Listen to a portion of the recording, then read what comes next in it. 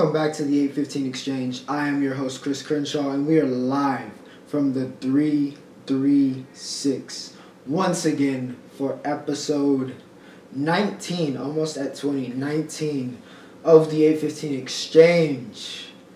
I am recording this on a Sunday, so disclaimer, if you're looking for the NFL, there will be no NFL this week as I have life interfering for me for the next couple days.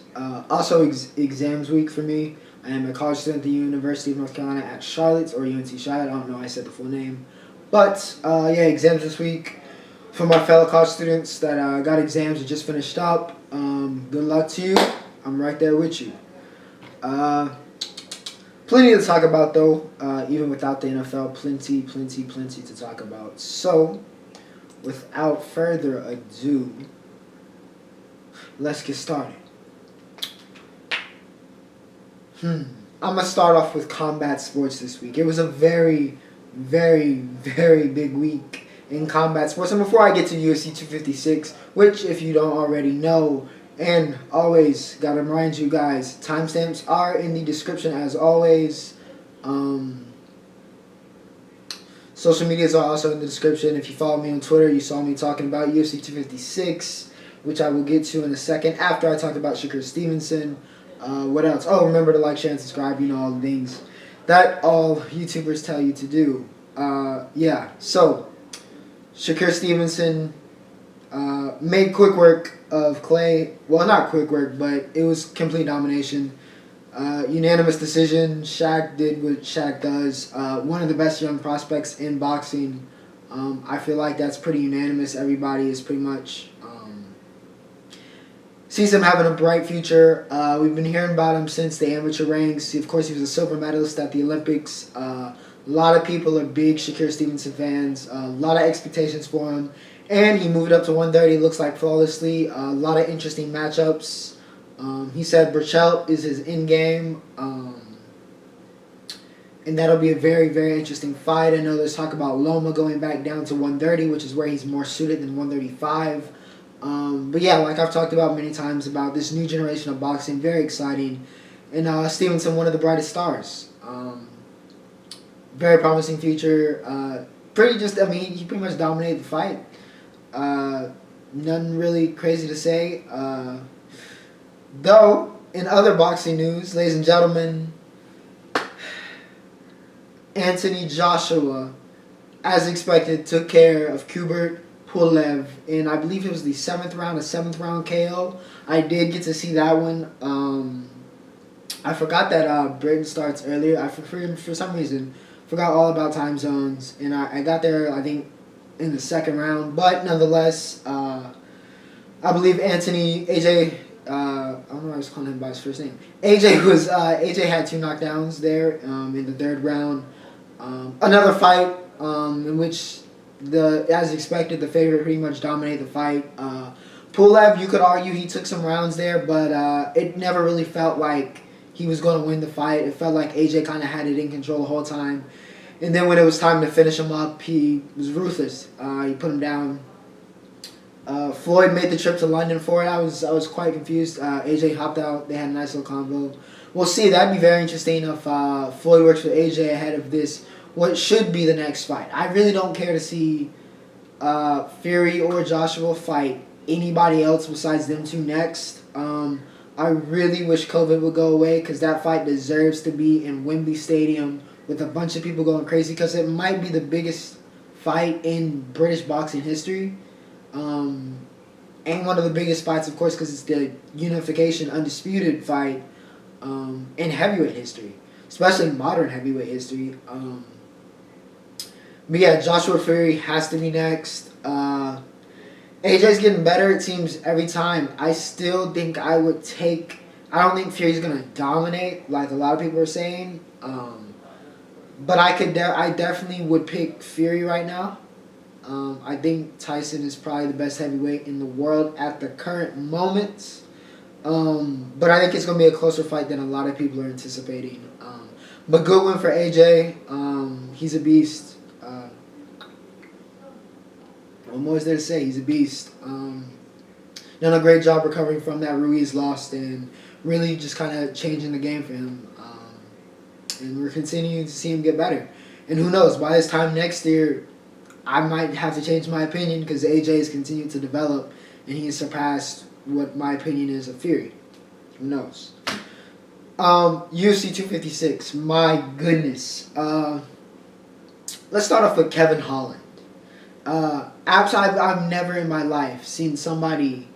I mean, I've seen people that had bomb guard or were in control of guard. I've seen them knock other people out. I have never in my life seen how Kevin Holland knocked out Jacare Souza. Never in my life.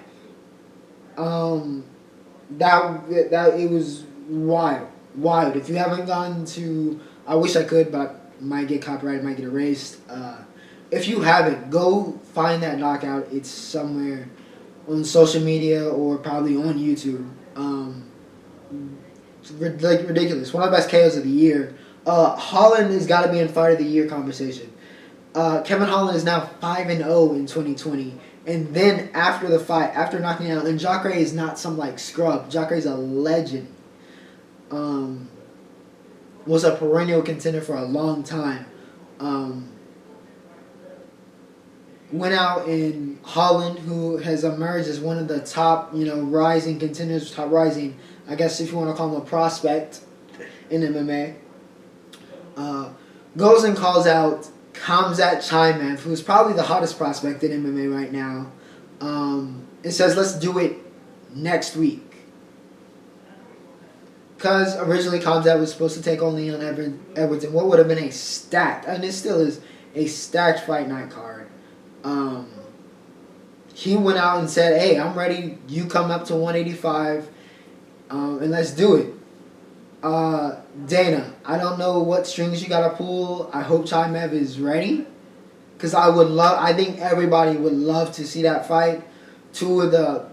Possibly the two hottest prospects in the game right now. In the fight game. Going at it. See who's truly the king of the quick turnaround. Which is kind of what this entire card, when I'm looking at this, was all about. Especially that main event, which I'll get to. But I would love to see that fight. I think it'd be a very interesting fight stylistically. Holland has those long arms. I think it's an 81. I think he has an 81-inch reach, or something ridiculous for the weight class. And we've seen how he's been able to utilize that, and he's also good on the ground. Very well-rounded fighter. He's a big difference maker, and it's very interesting. Very, very, very interesting to fight. To see how his style matches with Khamzat's, almost similar to Khabib's smash, but he can also strike. Two guys that are looking pretty well-rounded. Two guys looking pretty unstoppable at the moment. And we can see who's really the fighter, who's the top prospect of 2020. That would be very interesting fights for me. I held a memorial for Nate Robinson, I think 2 episodes ago, right? Correct? I might need to hold one for El Cucuy. Ladies and gentlemen, with great sadness, I report to you that Tony Ferguson is done. The great Tony Ferguson is finished. It's truly a tragic sight, a tragic thing to tell you. The great Tony Ferguson, 12 fights, the perennial, undisputed, interim lightweight champion, is done. Charles Oliveira cemented his place at the top and completely. Just from round 1 to round 3, just dominated Tony. And Tony had nothing for him. That armbar. If I can get that photo for the thumbnail / the photo I pop up right here, I'm going to pop that up. That might be a little graphic though, because I thought his arm was going to snap. I visibly cringed and looked away from the TV when he had him in that armbar. I thought he was going to, because Tony, crazy, he's a lunatic. He's not going to tap. He's going to let his arm get ripped off. I thought his arm was going to come off. I don't know how it didn't come off. But it was severely compromised after that. I don't know what the actual damage was. Nonetheless, shout out to Oliveira. Dominated on the feet, then dominated on the ground.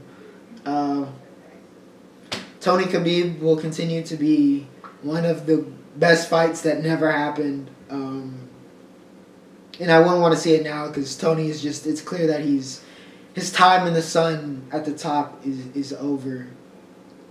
And he had a great career. He'll probably be a Hall of Famer, I hope. But it sucks he never got his actual title shot while he was in his prime. But shout out to Oliveira. He's a beast. He's a dog. He's definitely going to be a contender for that lightweight belt.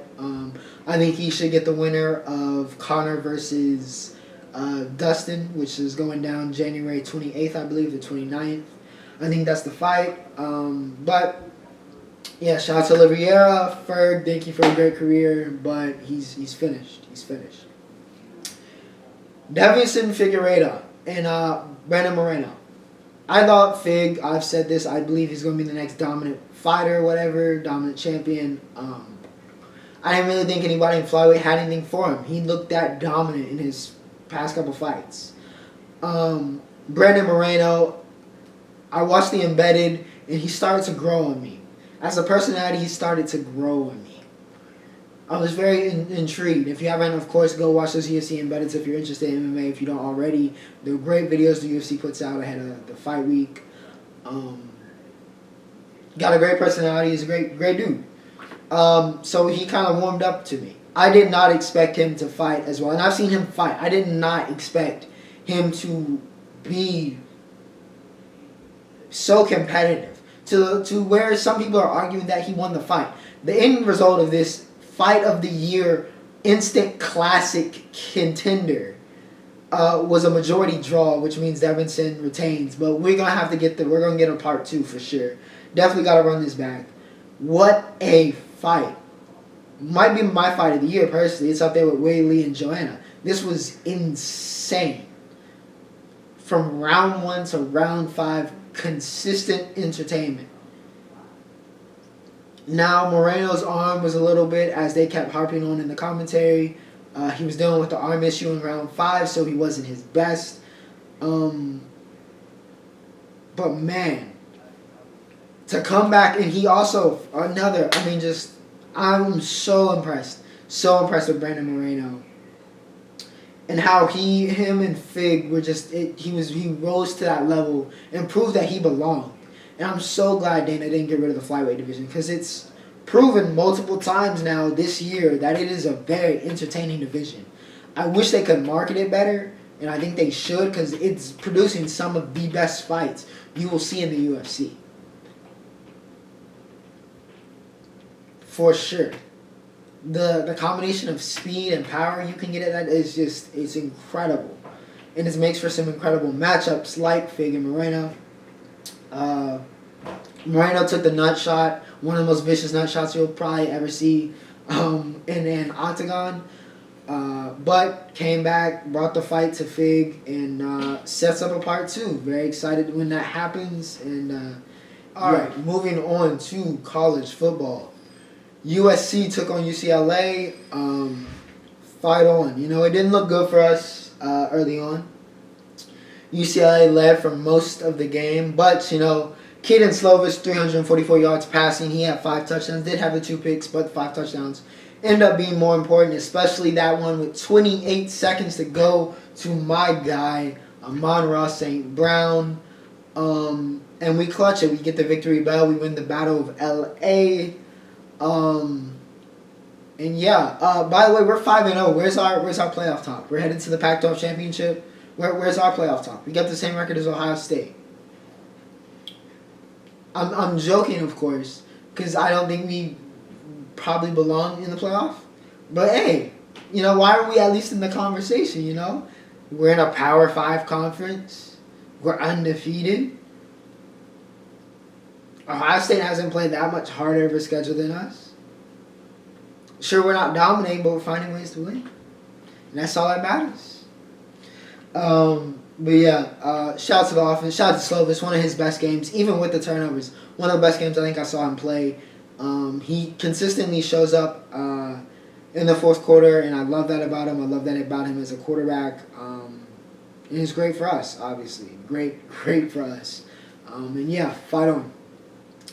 LSU took on Florida. Marco Wilson should be kicked off of the team expeditiously, immediately. He probably shouldn't wear that Florida jersey ever again. Because I'm going to be honest, he is the reason why they lost that game. Why, in that scenario, that late in the game, what compels you to throw? You are a redshirt junior. You are not a freshman. You are technically a senior. And you have started games for this team. You've been in this program for a long time. Your brother went here. What compelled you to throw the cleat of another player that late in the game? You know that's going to be a penalty. You know that's going to be a penalty. You had him off the field. It was about to be fourth down, punt. You would get the ball back. Oh, it's all grapes. We're probably going to overtime, or y'all get the ball back and y'all have a chance with Kyle Trask, your quarterback, even without Kyle Pitts, to possibly get in field goal range. You got Evan McPherson. He's one of the best kickers in the country, despite him missing the 51-yarder yesterday. But no, Marco Wilson decided to throw the cleat. It ends up costing Florida the game. They lose 37-34. As Cade York ends up hitting like a 57-yarder. Just idiotic moves. Cost Florida their playoff hopes. Now they still are going to the SEC championship, but the best that they can do is play spoiler to an Alabama team that is looking like the clear, indefinite number one team in the country. And I'll get to them next. Quick shout out though to Max Johnson of LSU. Stepped in at quarterback. He's a freshman, 239, 3 touchdowns. So shout out to you for putting on. And Florida, Marco Wilson, my goodness. This also might knock Trask because he didn't have his best game. This might knock him off of that, top spot for the Heisman. 2 losses, and despite him breaking the Florida passing touchdown record for a season in the game, 2 turnovers, everything starts to add up here.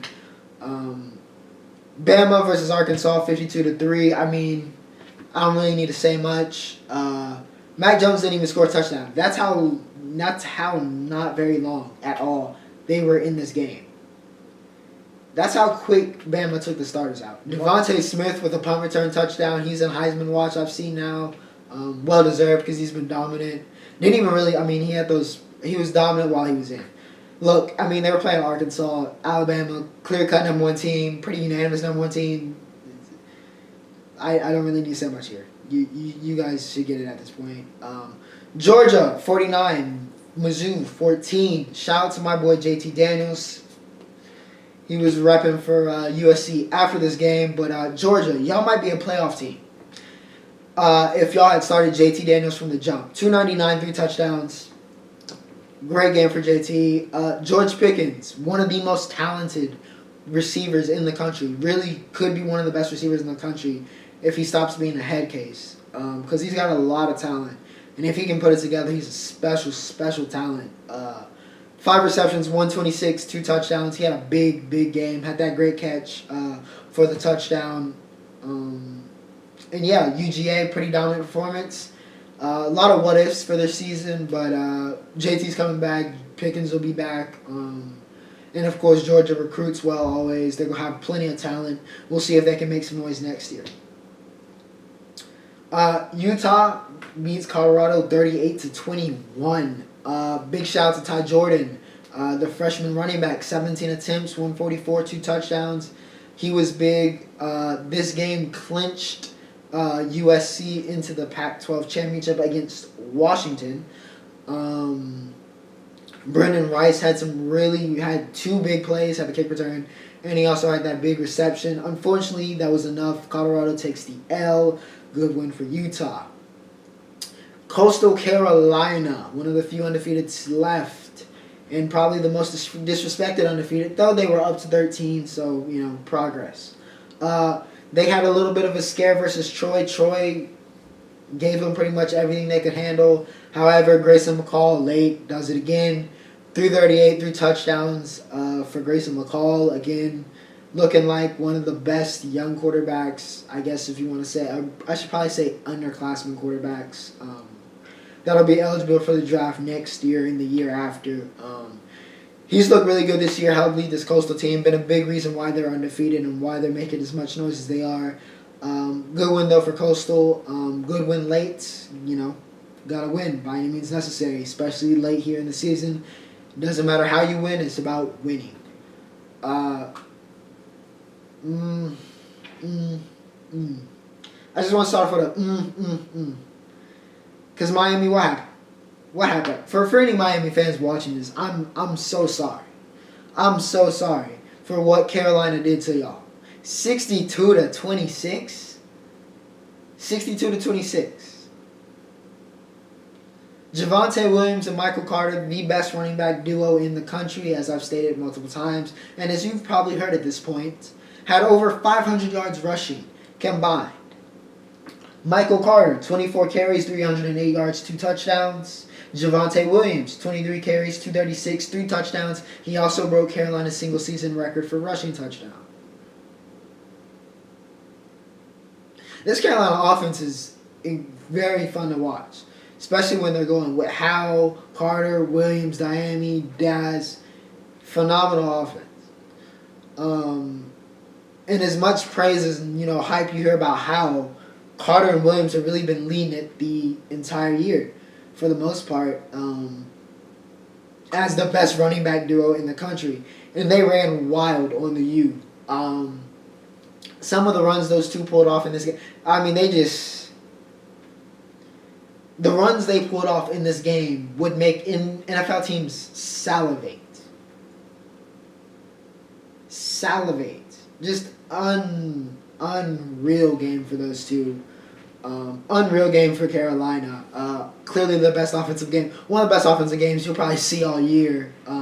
Besides, Arizona State killing Arizona and getting Kevin Sumlin fired 70-7. That score was. That's ridiculous. Kevin Sumlin, also, you need to run your paycheck to Johnny Manziel, or a portion of it, because he got you so many jobs that you really didn't deserve. And I say so many, even though it's only been like 2, because I'm not sure if you deserve 2, because he is not an FBS head coach. His win totals, if you look at it, have gone down every single year. And he's been head coach for a while. He should be thanking Johnny Manziel and Mike Evans with millions upon millions of dollars for what they did to him and did for him. Let's see. Oklahoma State beats Baylor 42-3. Chuba Hubbard, one of the top running backs in the country, one of the top running back prospects. Though he didn't have a great year this year, but he was dealing with the injury. He opted out before the game. Didn't really matter, though. Dylan Stoner had a massive game. Normally we talk about Tylan Wallace here for Oklahoma State receivers, but Stoner not too bad himself. 8 receptions, 247, 3 touchdowns. Hat trick for him. Also was on You Got Moss this morning for the right reason. So shout out to Stoner. Big game from him. BYU handles business 28-14. Zach Wilson 26 for 35, 303, 3 touchdowns. It was close early on for them, but BYU ends up handling business. Recovers well from the loss. Wilson recovers well from not his finest game last week. And, last bit of college football news. As expected, the Big Ten did change the rules for Ohio State so they could make the Big Ten championship. This all could have been avoided if y'all started at normal time, and they could have played the games necessary. This also shows the influence that Ohio State has over the Big Ten, even though pretty much everybody would have probably, except for Dabo, would have made that same decision to change the rule, especially because, money reasons, getting a representative into the playoff can be very lucrative. And Ohio State, just from a general standpoint, we all think they're one of the 4 best teams, if we're being honest. So they deserve to be there. Again, playoffs should be 8. But, that's college football. And let's see. We're going to move on to music and film, which is really just music this week. Kid Cudi and Jack Harlow. Oh, yeah, before I get there, Dasani, unofficial water sponsor. let's make something happen. Run the check. Do whatever you gotta do. You know. But yeah, back to music. Cudi, Harlow dropped. Taylor Swift, for my pop fans, my T Swift fans that are watching this, probably not very many of you. Though, I mean, I don't know. She's one of the biggest artists in the world. Who knows? Maybe you do. I'm not judging you. This is a safe space. We love all types of music here at the A15 Exchange. She dropped a surprise album, so that's going to be number one. Unfortunately, Cudi doesn't get his first number one. But on the other hand, Man on the Moon 3, I'm going to give it a 9. I'm going to give it a 9. It's not a 10. I know a lot of people were giving it a 10. I'm going to give it a 9. It was a very good album. Off of first listen. Both of these are off of first listen, as I probably got my second listen in today at some point. But off of first listen, MOTM 3 was a 9. I was kind of stuck between an 8.8 and a 9, but I might as well bump it up to a 9 because the songs that were very good were very, very good. Though it wasn't like, all hits, no misses, but for my first, and I'm being completely honest, my first Cudi album that I've listened to in full, I was impressed. I kind of understood some of the hype around him, and yeah, not that I haven't listened to Kid Cudi before, I have. But yeah, 9 for Man on the Moon 3. That's What They All Say by Jack Harlow, his highly anticipated debut album. He did drop a project earlier this year, but this was the debut album, had the funding, whatever. Let's see. Dro Is Love was my favorite song off of the album, I think. That's in the single, let me pull it up real quick. Dro Is Love and Way Out, which is the single he dropped with Big Sean. Like those two for sure. And of course, I mean, Tyler Hero. Those might be my favorite 3 right now. Of course, I gotta listen to it multiple times. You know how it is. Yesterday, I was gonna give this album a 7.7, but I'm gonna bump it up to an 8.2. I'm feeling generous today.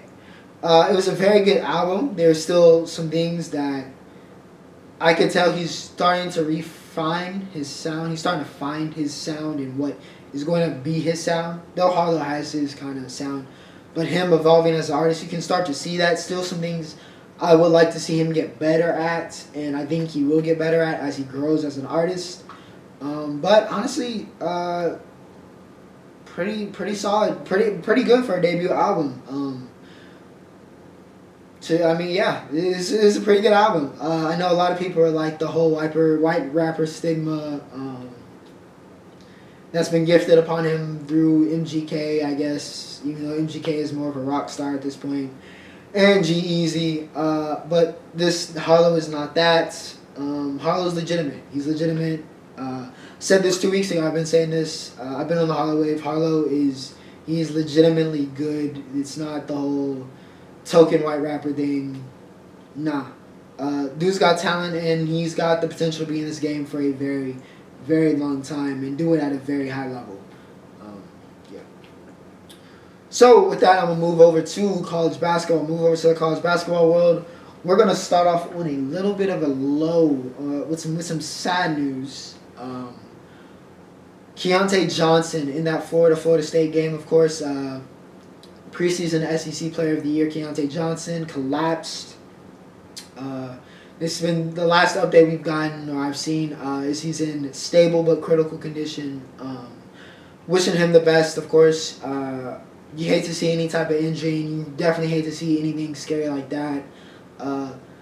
Props to the players for being able to continue with that. Definitely got to be on your mind. That would definitely wear heavy, just seeing your teammate collapse all of a sudden. Especially after he'd done, something we've seen Keyontae Johnson do multiple times. Great alley-oop dunk, and then 5 minutes later he's unconscious on the ground. Rough situation, so I'm praying for the Florida family, praying for the Johnson family. And yeah, hope Keyontae's okay, hope he's fine. Regardless of basketball, just hoping that his health is fine. I know he had COVID. Hopefully it's nothing to do, but it's a possibility. That it could be one of the lasting effects that we've been interested to see what happens after you recover. Not saying that it is, but we'll see. But yeah, praying for the Florida family, and yeah. Duke and UK continue to falter. I told y'all last week we're going to lose to Illinois. We did. Then we canceled all of our non-conference games. Which doesn't make me feel exactly phenomenal about us as a team and our potential if we're already canceling all of our non-conference games. And Kay is saying that we probably should be playing basketball. Doesn't give me the highest of hopes for this team. I'm very concerned. I'm masking it and I seem calm, but I'm very concerned. But I'm trying to be numb because of the current situation, but I'm very concerned. I'm still probably not as concerned as Kentucky fans. They lost again. They have moved to 1-4. I can't remember. That doesn't even sound right. Maybe in football, but in basketball, not even for women's basketball would that make sense. Kentucky at 1-4. When's the last time? Has that ever happened in the history of that program? A 1-4 start. Like I said last week, Kentucky looking real suspect. A lot of growing up for that team has to go on, and yeah. We'll see how that goes. We'll be monitoring both of those two blue bloods as they continue to struggle through the season and see what happens. Hopefully we can finish this college basketball season despite my team not doing so well, despite also Charlotte not doing too well. I do, of course, want to see everybody get the opportunity to play here. Especially because it could be a really very entertaining, a very good college basketball season. Lastly, projected number one pick, number one player coming out of high school, Cade Cunningham, hit the game winner yesterday. Congratulations to Cade. He's had a pretty good start. Had his worst game actually yesterday, but showed up when it mattered. Yeah, I'm very excited about this draft class still, despite the starts for some of them players. Very excited. I wish I could get some G League Ignite footage and be able to watch that, besides the little clips. Heard they're doing very well, but I would love to see Kuminga and Green and Knicks and Kai and all of those, Isaiah Todd, get to see those guys play. Because, of course, there's some of the top prospects in this upcoming draft. But congrats to OK State and Cade. We'll see how they do the rest of the season, see if he can make them and elevate that team to a ranked team. We have reached the Roundup. Yes, ladies and gentlemen, we are almost done here with episode 19 of the 815 Exchange. And to start off, we got the NBA preseason hype. Yes, the NBA, this has been a very fast turnaround. Way faster than I imagined it when they said they were going to be starting December 22nd and 23rd. This felt like this. It didn't even feel like it felt like the offseason was maybe like 2 weeks, to be honest. I feel like the Lakers just won the championship. Anyways, the NBA is back. Only preseason. Got to see some of the rookies. Everybody kind of showing flashes. Everybody was very excited with Melo's play. I didn't see the full game. From what I saw, he wasn't doing anything too crazy. Maybe I'm numb to him doing the behind the back and the stylish stuff because I've seen him do it so many times. But they definitely look like there's holes in his game as expected. I don't expect him to be a great scorer. He didn't score any points and went 0 for 5 yesterday. However, he's going to be a phenomenal. I gotta praise him. I know I rag on Melo a lot, but I have to praise him where he needs praise and deserves praise. He's got great vision, and he's a great rebounder. There'll still be a role, probably his floor is probably he'll still be a role player, at the very least in this league. But his scoring ability leaves a lot to desire, I believe. But phenomenal rebounder, 10 rebounds, even though it's preseason. Still great for your NBA debut, especially as a PG. He does look a legitimate 6'8", which is what the Hornets have listed him at. So, yeah, big ups to Melo. Theo Maledon, also shout out to him. I saw he balled out. Saw some Killian Hayes action. Showed the flashes, the mentality's there, but the play wasn't there. Definitely might see an adjustment there with him catching up to speed. And especially with his decision-making. Had a lot of turnovers I saw in that game. But, yeah, preseason. Season's almost back. We'll see who starts. which stars actually come and play that first week, and who's eased back in and all that. But yeah. Columbus won the MLS Cup 3-0, kicking over to soccer here.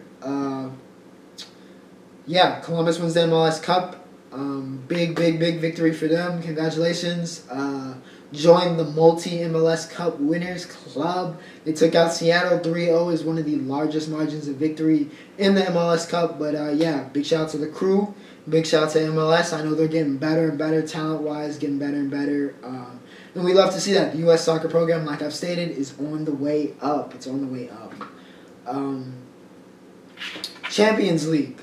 Quick shout-outs to Manchester United for doing what modern Manchester United does best. Choke. I don't know how you start off by knocking off the clear top two teams in your group. Took out PSG. Took out Leipzig.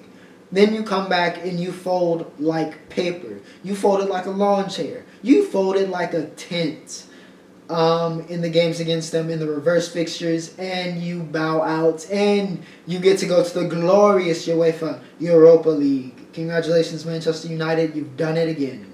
Paul Pogba also reportedly does not want to sign according to his agent. We'll see what happens there. Even though he pledged allegiance to Man U in an IG post later on. We'll see what that scenario is. I don't think Pogba's going to be there much longer. Honestly, I wish he had stayed at Juventus. I think it'd been better for his development, and I think we wouldn't be raising the same issues we have with Pogba currently. Neymar has been playing like one of the best players on the planet. I mean, he is one of the best players on the planet, long considered the third best player on the planet behind, CR7 and Messi.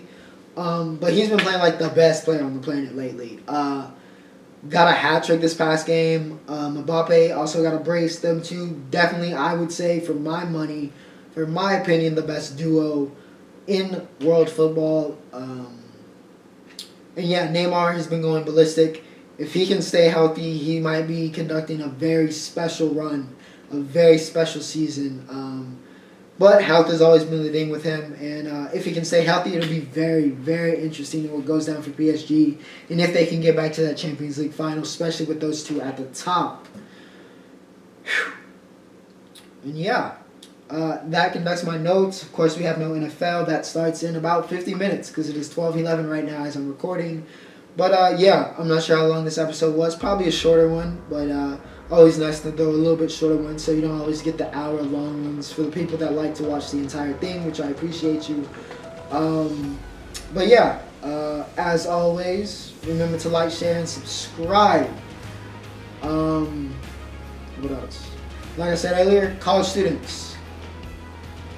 I'm right in there with you. Hopefully we make it through the semester. We almost done. We almost out of here. I've been stupid busy. But yeah, we almost made it. Fight on, Ocho, signing.